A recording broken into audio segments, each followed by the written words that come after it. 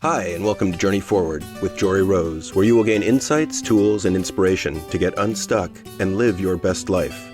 Jory is a licensed marriage and family therapist with a passion for helping people cultivate awareness and authenticity so they can show up fully in all aspects of their life. And now, here's Jory. Hey everyone, welcome back to Journey Forward with Jory Rose. A special guest on today, one of my bestest friends, Kristen Fuller, is here, and I cannot wait to share her journey with you and to share all the wisdom and hopefully a lot of laughs in the midst of all of the chaos that we will be talking about. That is just everyday life. Kristen, welcome. Thank you, Jory. I'm so honored and excited that we get to do this today. Thank you for having me. Oh my gosh. Okay. So you and I go way back. We met almost 15 years ago, 14 years ago at a random line at a coffee shop in San Francisco on a Sunday morning. An hour away from where we live, only to find out we lived like 3 blocks from each other and that we had daughters starting kindergarten at the same time, at the same school. Yeah, if not for you, my daughter would have started a week late. So I'm really glad. Starting there is where my gratitude for you begins. I don't know that I remember that. So you're very welcome that she started school on time. And we've got darling photos of our girls on their first day of kindergarten. And they both just graduated high school last year, which is just insane. And our journey as friends has run such a wild ride of experiences. And I am so grateful for you, Kristen. And what I'm really grateful for is the journey that you've been on. Thank you, Joy. And I am excited for you to share it and to watch you emerge to the best and highest version of yourself has been just, I've got a front row seat to the process. And I said to you months ago, I've always loved you, but I really love sober Kristen. Damn it, I was like, she's not gonna make me cry. She's not gonna make me cry. Yes, it's like the last scene of Jerry Maguire where, you know, he's on the talk show. I'm not gonna cry. I'm not gonna cry. So, Kristen, they're happy tears. They're happy tears.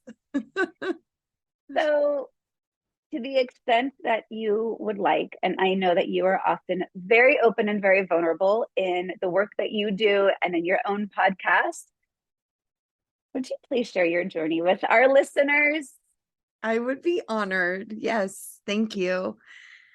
So if I were to like draw a line through my trauma, the line would intersect 3 different points that were really, really major. There are other ones in there too, of course, like divorce and heartache and stuff like that. But it's just the minor ones. Just the little T's, you know, no biggie. But if I were to have to intersect trauma that shook me, that there was a significant before and an after, it would be sexual assault at 6, again at 15, and again at 35. And at 6, I didn't have the language and I was ashamed. So I didn't tell anybody for 5 years. And at 15, it was a youth pastor at my church. And again, with the shame, I was forced to tell by someone who I consider a cherished friend who I confided in, and he said, we have to tell your parents. And with his help, we did immediately. So then there was the shame of like having to leave the church and not getting the help that I needed because the psychologist the church provided was put in place specifically to instruct me to not take legal action against the church. And it worked. She told me at 15 that every kiss, every touch, every experience anything with a member of the opposite sex would be told on the stand in front of members of the church, my parents and the pastor. So it worked. And I shut it down again. Stayed quiet, closed my lips, pushed it down. And then last, when I was 35, I kept that assault silent, with the exception of my little brother, for 2 years. Didn't tell my husband, didn't tell my parents, just my little brother, and had a 2-year period of not only silence, but putting on the act that I was okay, physically, emotionally, sexually, even though there had been some pretty significant physical damage to some of my reproductive organs. I still felt like I can act the part of the sexy suburban housewife. Like I still got it. I have to drink wine and take pills to do it, but I can still do it.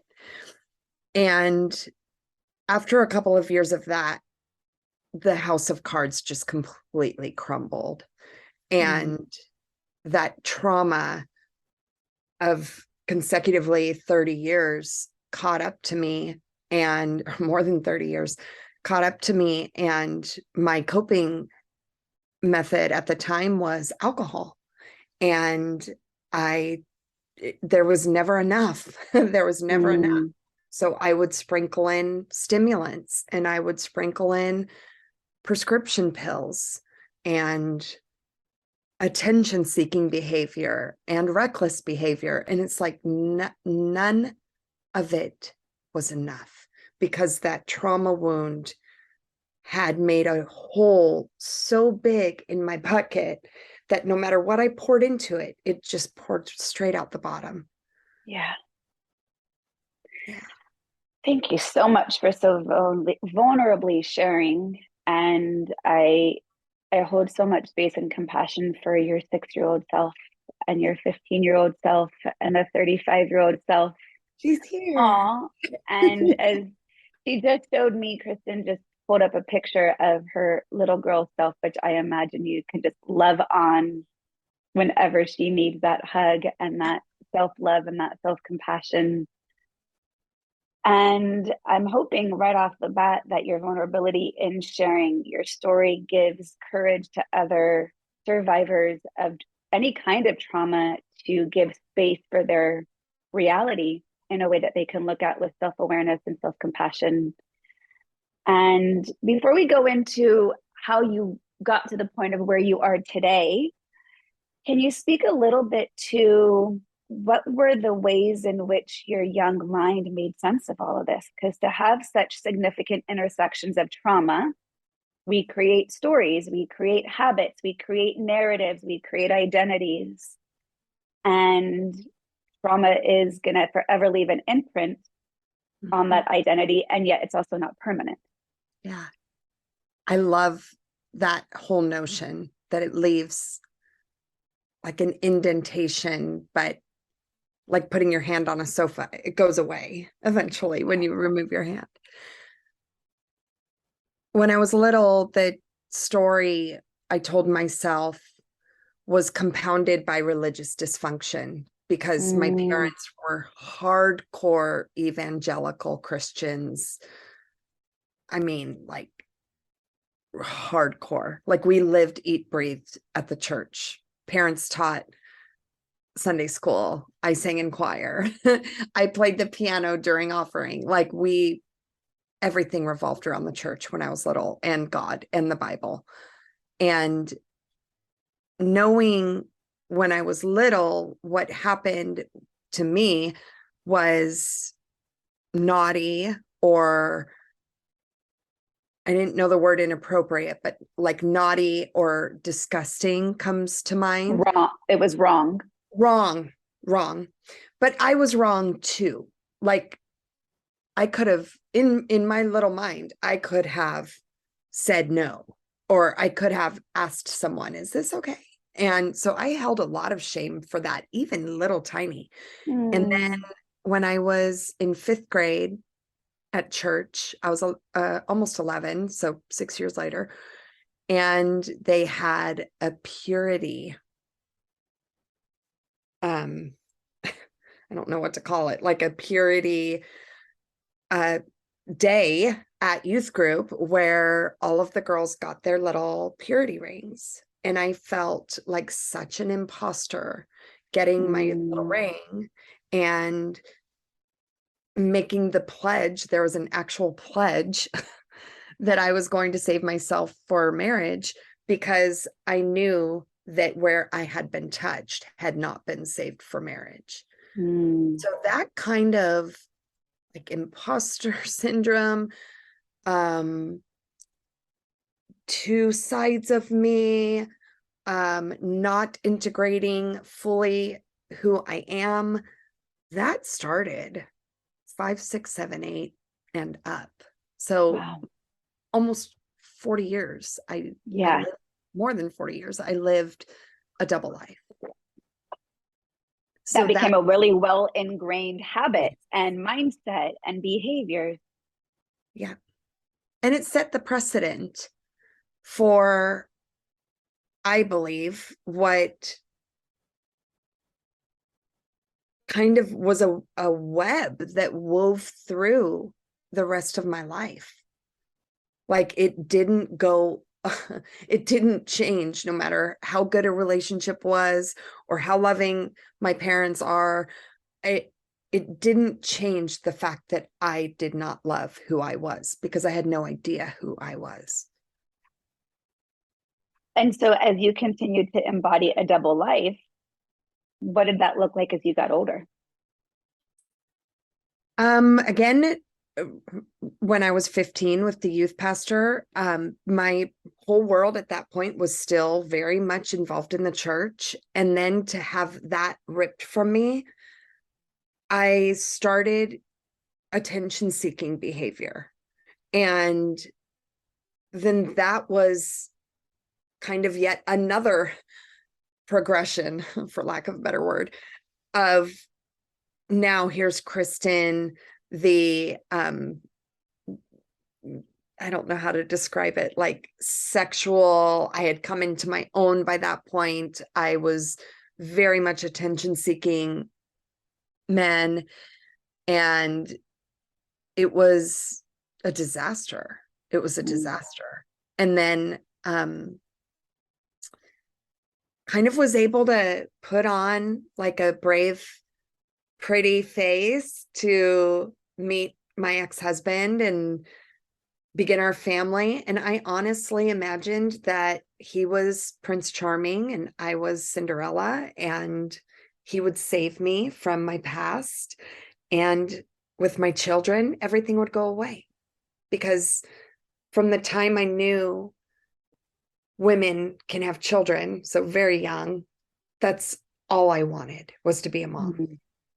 And having this made possible was amazing. And from having my pregnancies and nursing my children, like there was a solid 5 years where things were really, really good. And I was so enmeshed in my babies and my little family that it was pretty easy to be distracted and not remember what I had gone through and what I hadn't even scraped the surface on healing from. Yeah. As you described that period with your babies, what came up for me was thinking that might have been the very first time you were embodied in your body in a positive, loving way. Like I know you to be a baby whisperer, and you just light up when you're around babies. So to be able to relate to your body in a way that was nourishing and healthy and loving and miraculous, to embody your womanhood in the most idealized, positive, healthy, maternal, like Mother Earth. This is, what women do, not to be taken advantage of, but to be revered in the miraculousness of our bodies. Mm-hmm. So it makes sense to you why you were able to feel like you were so enmeshed with your babies, because it was also embodiment of your body in a healthy way. Yeah. That makes complete sense. I've never connected those dots before. I love how you illustrated that, because it does. It makes complete sense. And so when did the disenmeshment of that time period start to sneak back up on you, and how did you start to manage? I mean, you mentioned alcohol came into the scene. Yeah. What did that Alcohol. look like for you? I was pretty well adjusted with my relationship to alcohol for a long time, until almost 11 years ago, when the third sexual assault happened. That is what just knocked me out of the park, literally, figuratively, every way. Completely out of touch with my body, out of touch with my marriage, out of touch with myself. And I feel like, having never healed the first two, this one was like a gaping trauma wound where I was gutted like a fish. That's what it felt like. And I'm just thinking back to when, since we've been friends for so many years, when I shared this story with you, and I always think about this when you tried to help me meditate. And we were sitting on your carpet in front of your fireplace, and I had been so wound up and perfectly put in my mask at that point, that it was the first time that I had been still and silent in, I don't even know how long. And I remember that moment oh, perfectly. And when I started to guide you in a meditation, what happened? I just sobbed uncontrolled, like turning on a dam. Yeah. I had so much there that it just finally broke. The dam broke. And the beauty of you having walked me through that is, it made me fear meditation less, and it gave me exposure to it. And now it's a tool I use daily and nightly. And the other thing it did is show me that it's goddamn time to heal, Kristen. And that's when I started to see a therapist and started to kind of do some work around it, because I couldn't just go on in the manner that I was, or who knows what would happen. So by kind of showing me, here's a tool, and then seeing what happened when I tried to utilize the tool, really made me realize, you've got some work to do, sister. Yeah, that I remember that day perfectly. And that's got to be, I don't know, 8, 9, 10 years ago at this point. Yeah. And I want to give a little interjection of kind of public service announcement to our listeners regarding meditation and sexual trauma.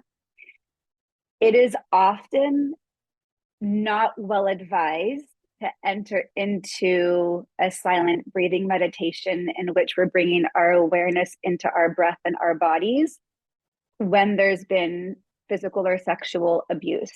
It's got to be done with extreme care. And I think you and I have, and had at the time, the relationship of trust and safety, that I held you, like I got you and I can guide you and walk you and hold you through this. Because for so much trauma to occur in the body, going inward, which what meditation guides, can often activate more of the trauma. Yes. So for anyone listening, if you have had sexual and physical abuse, be very, very, very mindful and cautious of where you're getting meditation from, whose guidance is it under, and don't go into it blindly thinking, oh, meditation is good for me, this will help. Because it might do the exact opposite if the wrong scenario. And just to add on to that as a little teaching tool, as I know you and I both like just always are still needing and valuable of tools, for someone who is experiencing physical and sexual trauma of the body and still wants to learn practices of meditation, it's often advised to start externally, meaning don't focus inward on your breath, but focus outward on your fingertips, bringing attention to pressing your thumb to your fingertips, wiggling your feet in your shoes, your feet on the ground, feeling the back against your chair, something physical outside of you rather than internal into your breath, because again, that can reactivate those traumas. Yeah. And I so honored your courage in that day because I knew it was a risk, right? To guide you into a place that felt untouched because it was so fear-based. And yet, given the safety and trust of where we were and being able to, stop at any moment to no more guiding meditation, now let's just sit and cry and I can hold you as you cry. That was a really courageous act on your part. Because I know that in the work you do with trauma, part of the big, huge first step is the ability to allow the pain to be there, which is what you were trying to do, which was not allow the pain to be there. And as I like to always say, if you push push under the rug, eventually you're going to trip over and pile under the rug. It's not going away. I love it's that. Not going anywhere. It's just, I'll deal with it later. I'll deal with it later. You kick the can down the road. And now there's like, oh shit, there's a whole lot of fucking cans that I've now like stopped my forward progression. Yes. from going forth. And the other piece I just want to add is, again, kind of a teaching tool of understanding trauma and meditation. But in self-compassion practice, you can dip your toe in the water and then come right back anytime you need. And I think that was also in place that first time I guided you there, of just because we started this doesn't mean we have to finish. So the self-awareness to know if this feels like too much, I have the ability, which what you didn't know earlier, to say, no, I want to stop this. Yeah. So just needed to interject that little awareness, because this is a very delicate subject. Yeah. And when handled without the right care and guidance could be really harming, even though they're good intentioned.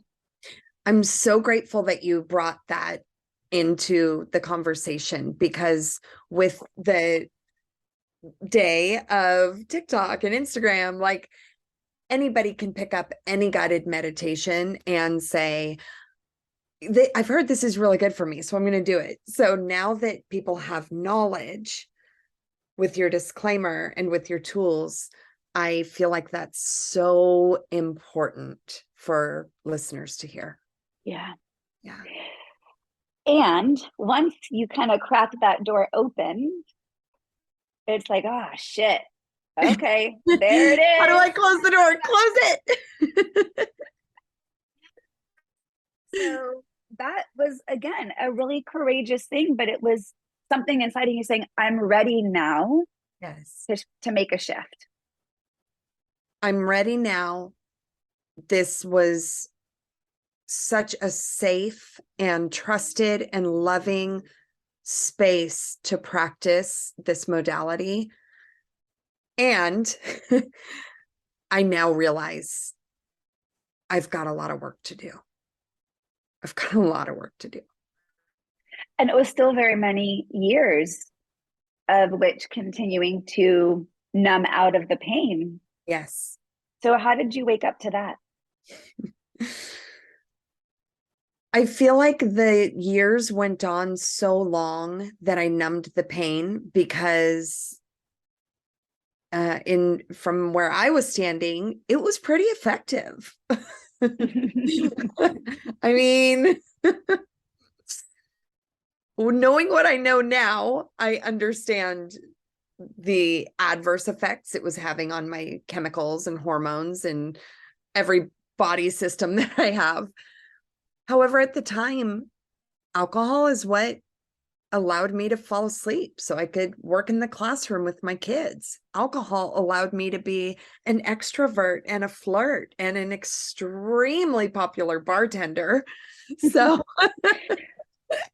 Which, was part of the irony that, you bartended. I mean, when I met you, you were already bartending. And so your career at the time, your income, your livelihood, your friends, it was immersed in a world that supported the continuation of the behaviors. it did very much so.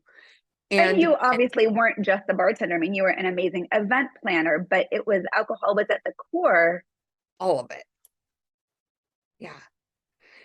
And the bubble didn't really start to burst until COVID happened and the restaurant and bar were shut down. So I was out of work. I had my coaching business, but I wasn't coaching clients. I was just more like building the website, like getting set up, stuff like that. So it wasn't an actual business quite yet. And I knew that I couldn't really show up fully to be the coach that I wanted to be anyway, until I handled my own stuff. I would be doing a disservice to people if I tried to step into that role, having not done the work myself.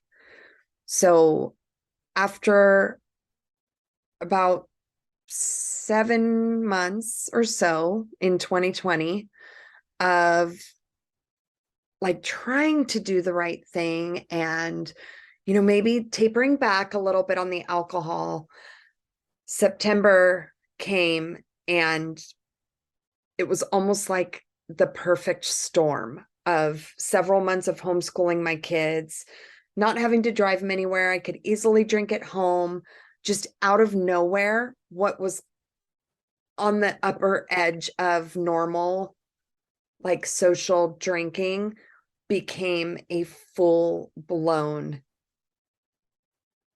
addict and alcoholic. And I feel like my head still spins when I think about how fast the end, or what was almost the end, came. Because September is when my mental health declined so drastically that I had PTSD symptoms just walking out to get the mail. I had to nap for 2 hours every day, between 2 and 5, around there, for being hungover, for having reproductive health problems. My liver, my blood pressure was through the roof. All systems were pointing in the wrong direction, as was my home life. My kids were basically set to the dining room table to fend for themselves. And that breaks my heart to admit, but that's the absolute truth. And I was already split up from my husband at that point. And he and my children had started to kind of notice around September 2020, something's not adding up here. And what they didn't know, they know now, but that I was playing Russian roulette nightly with my prescription medication and 3-4 bottles of wine nightly, daily and nightly. So on Christmas Day, 2020, I had kind of come to a place where I had been so reckless again since like August, September, that I hadn't realized how mentally,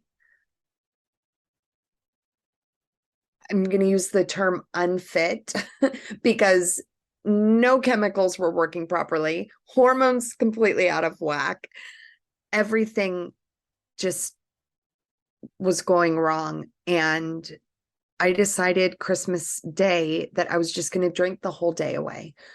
And I did. And then that night, because of all of the alcohol from the several months I had been doing this and all of the prescription pills, I kind of got to a point of complacency where I don't describe it as being suicidal. I do describe it as being unwilling to live another day. Mm. Yeah. And the only distinction for me that separates one from the other is suicidal. You have a plan, there's usually some kind of note, like it's very planned and calculated usually. Right. You have a means and you have an intention, yeah. right? It's premeditated. Yes. Whereas this was just, I've gotten away with this for several months now. I wonder how less or no pain I would feel if I upped the ante a little bit. And so I did. I doubled up on my prescription sleeping pills. And that was a conscious thought to do so. Even though you weren't consciously wanting to end your life, you were consciously looking for more ways to end the pain you were in. Yes, 100%. Yes. Yeah. And the result of that was waking up the day after Christmas and around like 11:30 in the morning and being pretty surprised, first of all. And also when I went to make a mimosa, I was confronted by my kid's dad, who has also struggled with addiction. And he brought me to the garage and showed me 18 wine and alcohol, different bottles, all laid out on the table in the garage, and said, Kristen, today is Saturday. The garbage came last Friday. Like, this is all from 1 week. And what he didn't know, that's just what I had here. That doesn't even count what I had at friends' houses or out and about or whatnot. Or what I had hid in the neighbor's garbage. Like, that's just what was here. And that was even bad. And he said, because we were in the middle of a divorce, and he said, I will take custody of the kids if you don't get help. Mm-hmm. And I said, I know, I'll cut back. And he said, no, I will take custody of the kids if you don't do 90 days sober and 90 days of rehab. And then the clincher was when he brought my kids out in the garage and they had like a mini intervention. And I looked at my daughter and she said, I knew it. Mm. And that is what made that my last day of drinking alcohol. Mm-hmm. Or taking prescription sleeping pills. Or any other thing that would cause a head change besides coffee. Yeah. Sorry. Not giving that up. Coffee and dark chocolate, I own, okay? No need to get rid of all of the vices, my dear. Thank God. Thank God. Oh, Kristen, and having known you for so long, I can say from the outside looking in, you had such a good job of covering up, because you are always bubbly. You are always hilarious and smiling and warm and caring about others. And being that it was during COVID at that time, I know you and I didn't really spend time together. So it was an easy time to become more reclusive in your habits, and probably being around people who supported it more. And again, the courage to hear what your family said as a wake-up call rather than run away from that pain. So what did you do? I was so mad that first day. I here we are in the middle of COVID, the day after Christmas. New Year's is in 4 days, 5 days, like stunned. Like I've never, other than being pregnant with my kids, I've never tried sobriety. Like even when I did cleanses or Weight Watchers, I would have an apple and a cheese stick so that I could have my 4 glasses of wine. Like, I could never try. I'm still within the point value, people. Under 25 points, okay? They're inherently skewed in the system if you could, you know, be within the point range when it includes 4 glasses of wine, and then be telling yourself, but I am. And I wasn't losing weight. What the hell, Weight Watchers? Your point system sucks. Just kidding. It was me. I hate when that happens. Oh, damn, no change is happening. Fuck, it's me again. Damn it. It was scary, Jory. I did have a number to mental health and chemical dependency because my ex-husband had gone through their program. So I had to kind of sit out the 26 and just like, I mean, I hit my knees and sobbed. I didn't come out of my room pretty much the whole day of that day. And then the next day, finally, doctors were in offices and kind of business as usual after Christmas. And I, for the first time, was honest with my doctor about what I had been doing. Well, probably honest with yourself for the first time, really. I don't even think I was honest with myself yet then. Even when you told your doctor, though? Yeah. I didn't tell her about the stimulants. I didn't tell her about the Ambien. And when I really realized you're in for it, sister, was when she said, okay, I'm going to put you into the chemical dependency class. And I'm like, okay, good. Because I said I would do 90 days of rehab. So thank you. And she's like, and your sleeping pills aren't allowed on this program. And she said, with your history of abuse of alcohol, you're actually flagged for ever having prescription sleeping pills again. And by I mean like hardcore. I've been prescribed other like things off brand to help me sleep, but they are not narcotic. I guess that's the word I should use. Yeah. Yeah. It's like allergy medicine that makes me drowsy. Right. It's nothing fancy, trust me. Right. But it's that was kind of the nail in the coffin. Like, what? No alcohol and no sleeping pills? I'm screwed. Because I'm going to have to sit with my pain and trauma. And how do I get through that? Yes. Yeah. And it was terrifying. The program, the chemical dependency program I went through was dual diagnosis. So they treated my addiction at the same time as they were treating my PTSD. And it was a very powerful program. And a lot of kind of negative things are said about different recovery programs, but I'm very grateful that the one I landed in, I'd say by the end of 30 days, I had no doubt that I would make 90 days.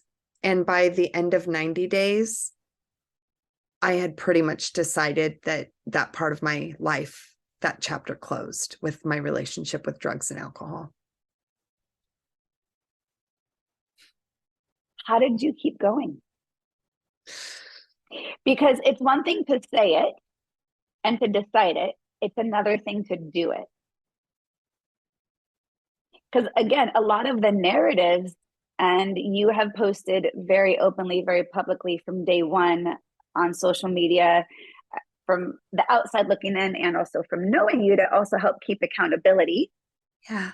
right? In with your community and friends and family, which I know has been huge inspiration to others. And we know people who are in the same situations who are watching and liking and posting and who are finding inspiration, even if they're not there yet on their self-awareness of facing their own pain or trauma. So it's one thing to decide it, but it's another thing to get up every day and actually do it. Yeah. Honestly, Jor,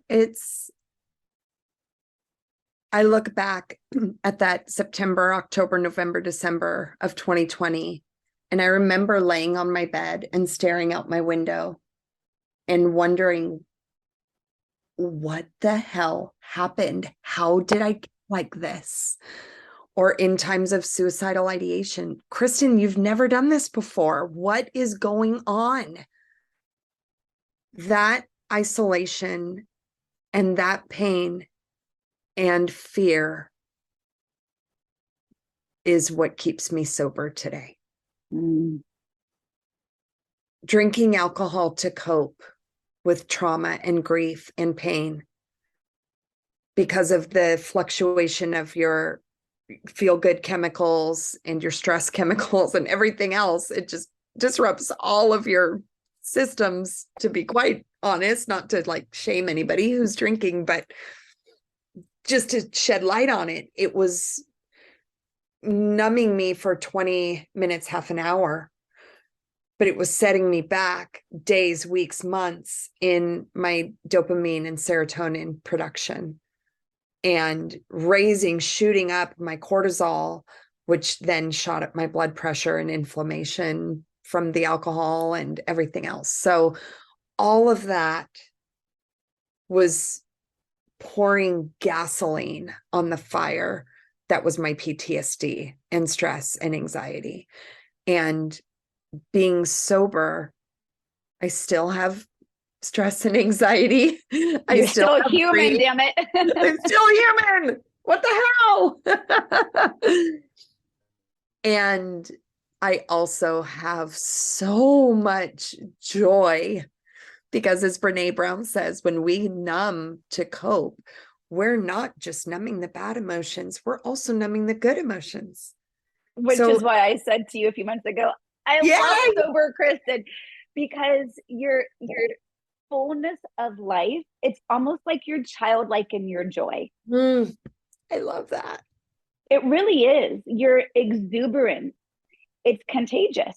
Your laughter, that is belly-filled laughter, which I just, you make me laugh so much. I mean, you and I will text and just both be literally laughing out loud just via text. Frequently.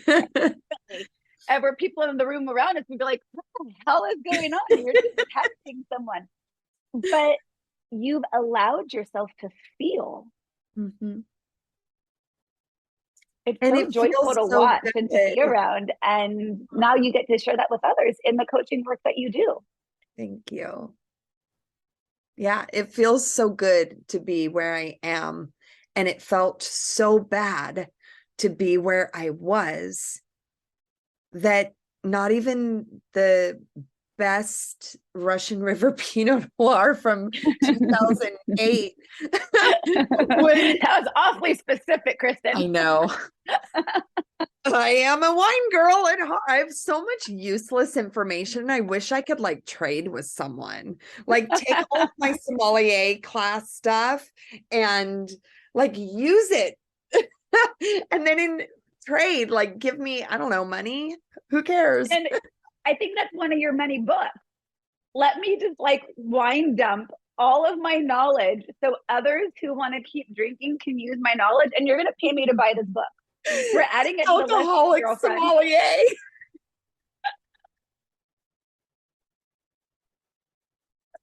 I learned a lot of shit. Now you guys can use it. You're welcome. Ian. Oh my God, that's hilarious. Still good knowledge, we just got to use it in moderation. Yeah. And Sandler, 2008 Pinot Noir. Oh. So, when Kristen was a bartender at a beautiful little wine bar, was towards the end of my marriage and early divorce years and singledom. And when I've never had any issues, and I don't drink very much at all. I actually don't even really like how drinking makes me feel, though I like the experience of the glass of wine and the ambiance. But I used to go sit at the bar, and Kristen, sorry, whoever works there who now knows, would just pour me all this free wine. That's bartender going through a divorce. And I'd get to the bar and I'd mosey on up, and she'd be like, Chandler, you know what I like? Yeah.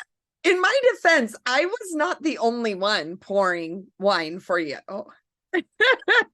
I had accomplices. I did make some other friends. And, I think one of the things that we are laughing about is just the habit, right? Yeah.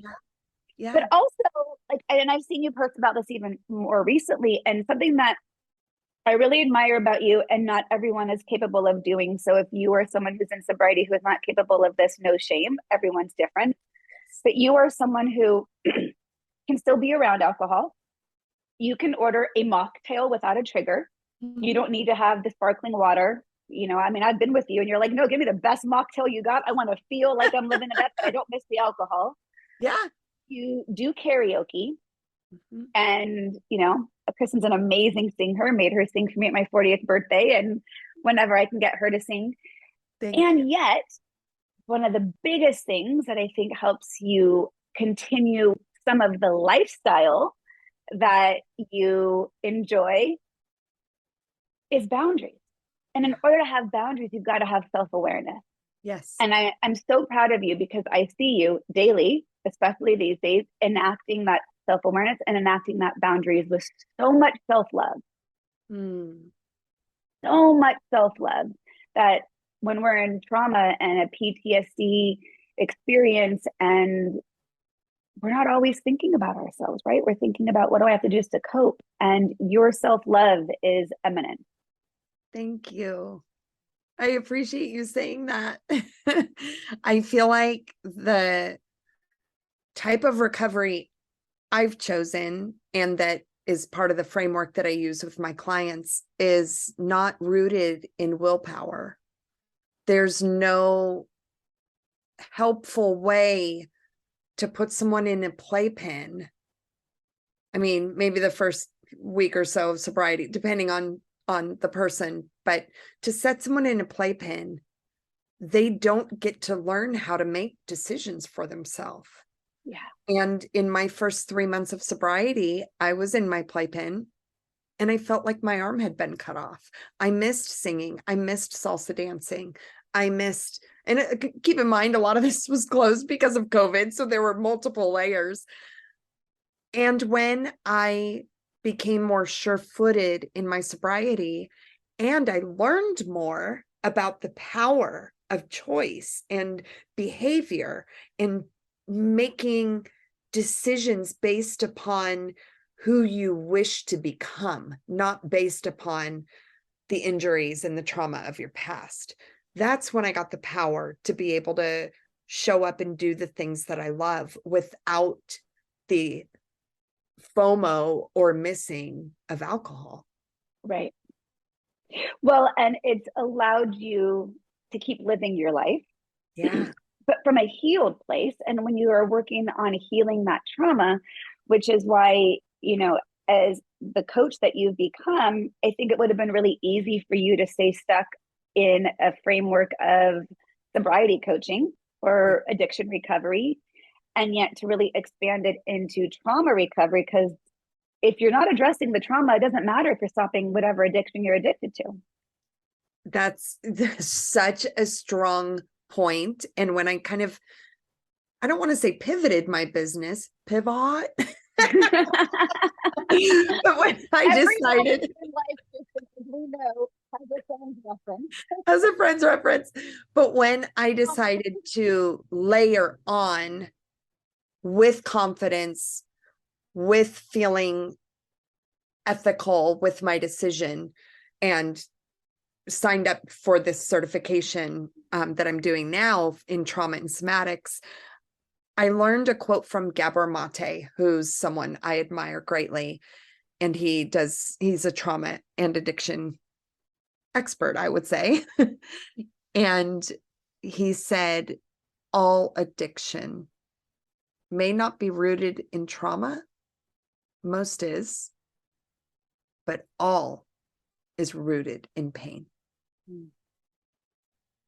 So I felt like, okay, I've got the addiction part down. Now, how do I help people before they land where I landed September 2020? How do I get my hands underneath them and support them and show them how worthy and deserving they are to heal before they get that far? Yeah. So powerful. Thank and you. whether it's capital T trauma or lowercase t traumas, right? I think the word trauma can be easily overused and easily not understood. Yeah.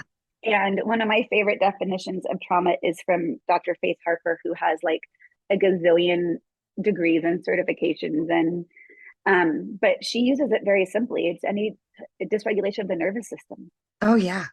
Yeah. I mean, we don't need to have a life-threatening experience for it to be a trauma. It's when we feel unsafe, when we feel under threat, when we feel unable to regulate, there is some gradation, and under that definition, we don't get out unscathed. And so how is it that we are either honoring, acknowledging, allowing, accepting, and then self-loving and self-compassioning and being present and mindful through the way? Yeah. Otherwise, we're living on autopilot. We're missing our whole life. Even if we're not addicted, we're still missing intimacy, connection to ourselves, joy. Yes. Kristen, I love you so much. I am so proud of you. Like I said in the beginning, I mean, our friendship is hilarious and meaningful in every which way of a friendship. You are one of, I think, my most unique friendship. We've just been on a journey. We've both been on a journey for so many years, and I can't wait to where the journey takes us. And I just want to, before you get to shamelessly and proudly plug all of your resources, I know you and I are both reading the same book right now because I sent it to you. Yes. And we send nightly pictures of like the manifestations that we're manifesting with our desires. But it's an Abraham Hicks book called Ask and You'll Get It. Is that what the title is? Yeah. Ask and it is given. Ask and it is given. Right. But I read a chapter last night. I don't know if you've read this one yet, but I love visuals. And I think this is a perfect visual to like end our talk with. There's this little section in the book that says, how do you get from Phoenix to San Diego? Ooh. Have you read that one yet? No. Okay. How do you get from Phoenix to San Diego? Okay, well, you need a map. If you're in Phoenix and you want to get to San Diego, whether you take a plane, a train, a car, or you walk, you've got to point yourself in the direction of San Diego. That's right. So no matter the modality, you've got to point yourself in the direction of your desires. Yes. And every time we are habitually reacting or acting out of fear or anxiety or trauma, or just getting caught up in everyday life and thoughts and emotions and all the things that we spiral in, we are often pointing in the opposite direction of our desires. Yes. I love that visual so much. I love it too. Just like face San Diego and you'll eventually get to San Diego. But if it's like facing New York, you're never going to get to San Diego. No. So I think what you have done December 26th, 2020, is you're like, okay, I'm fucking facing San Diego. I might do a little bit of a circuitous path. It's not going to be a straight line, and that's fine, but I'm keeping facing in the direction of my desires. That's right.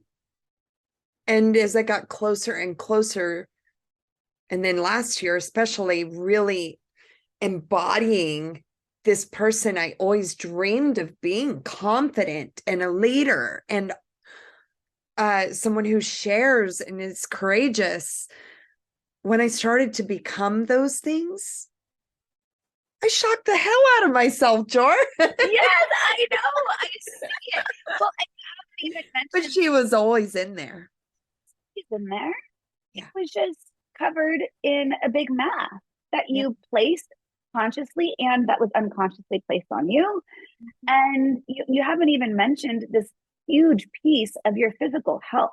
I mean, Kristen, your physical health as a result of your sobriety and healing your traumas has been dramatic.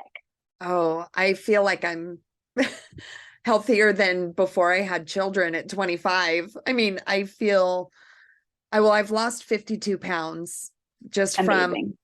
not drinking and then integrating very gentle intermittent fasting, nothing wild, nothing over 14 or 16 hours.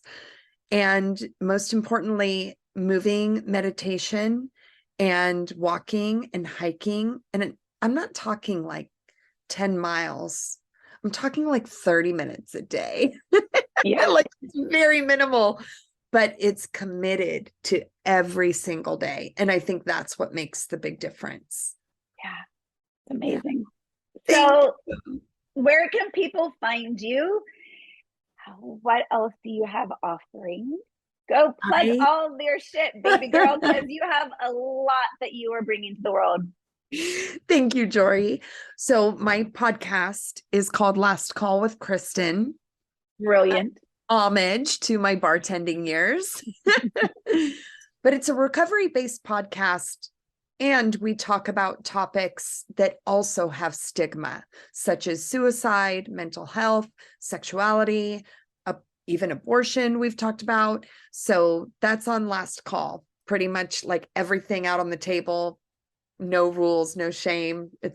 I love it. I've really enjoyed. Yeah. And on the coaching side, I am still taking one-on-one clients, and I have 2 different group courses I'm working on. One is Becoming You, and it is about defining who you want to become and how you can take steps to become that version that you dream of becoming. And there's a lot about boundaries in there, a lot about changing habits. It's not necessarily recovery based, although it does apply. And then I have an ongoing course that I'm going to be offering in the beginning of the year called Bombed to Bombshell. Ooh. And it is about not serious recovery, more for people who are sober curious, and maybe they just like want to get in shape for, I don't know, like a cruise or something. Chris and I are going on a cruise in March, so she said that very pointedly. But it's You'll have to follow our adventures. For those of you who enjoy this conversation between Kristen and I, we'll post our adventures on our Abraham Hicks cruise together. I think we need like a social media platform devoted just to those adventures and the ones to come, because I see many more in our future. Oh, of course. Kristen attended my women's retreat in Sedona this past fall, and we were able to hold the space really, really well of like me being like teacher and guide of this group of women and also being like hilarious best friends.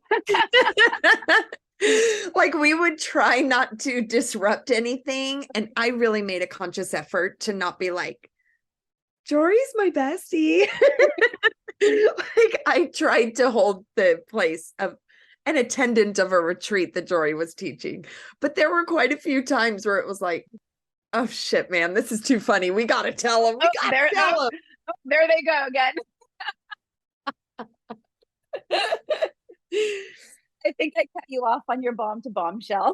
Oh, that's okay. That's okay. So that will be a course that people can take on their own, not in a classroom structure, in a private way, just so they can learn about, kind of in a fun way, about what alcohol is doing to our skin, our bodies, our hair, our nails, our melanin. Like you'd be amazed the body systems that it affects.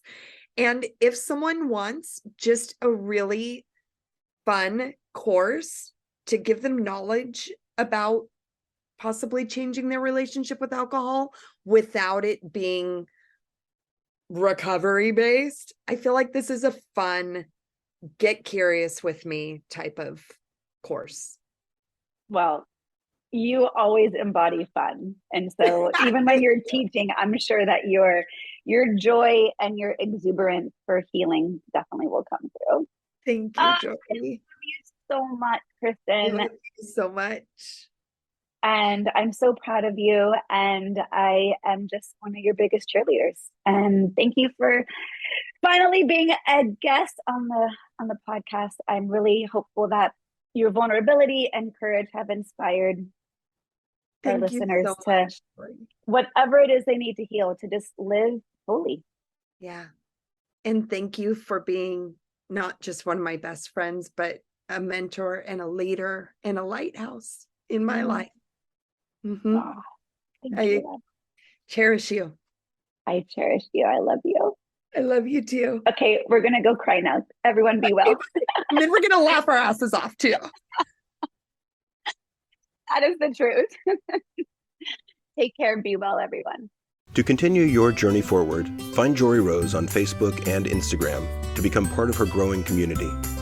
You can also gain access to her meditations, books, online classes, or to sign up for an upcoming retreat, visit her at joryrose.com. That's JOREEROSE.com.